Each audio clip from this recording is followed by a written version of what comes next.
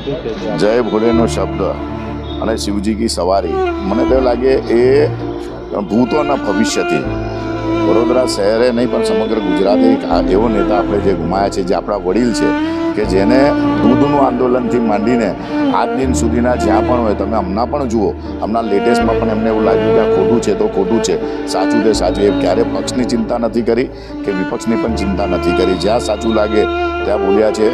ન ભૂતો ન ભવિષ્ય છે.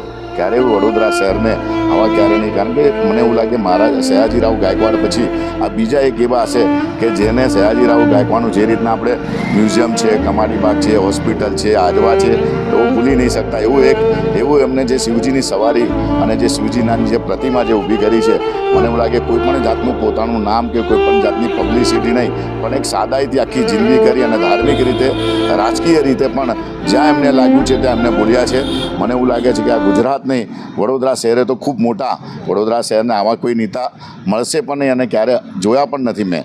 એવા નેતા જે આપણે ગુમાયા છે, ત્યારે ભગવાનને પ્રાર્થના કરીએ કે એમના પ્રભુ એમની જ્યાં પણ એમની આત્મા હોય, આપણે કંઈ કહેવાની જરૂરત નથી. એમના કર્મ જ એવા હતા કે બધી રીતના બળા ગણપતિ મારે બેસાડવાના છે, એમને બળા ગણપતિ કર્યા. શિવજીની સવારી કરવી છે તો શિવજીની કરવાની. ચારે બાજુ આજે ભંડારા કરવાના છે કે આજે ડાયરા કરવાના છે, એટલે એમને જે ઉત્સાહ હતો, મને લાગે આવો નેતા ક્યારેય આપણને મળશે નહીં, ન ભૂતો ન ભવિષ્યથી.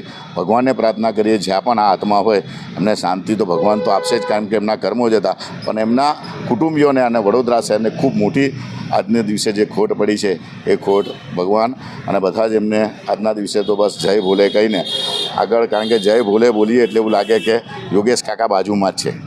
જય ભોલે.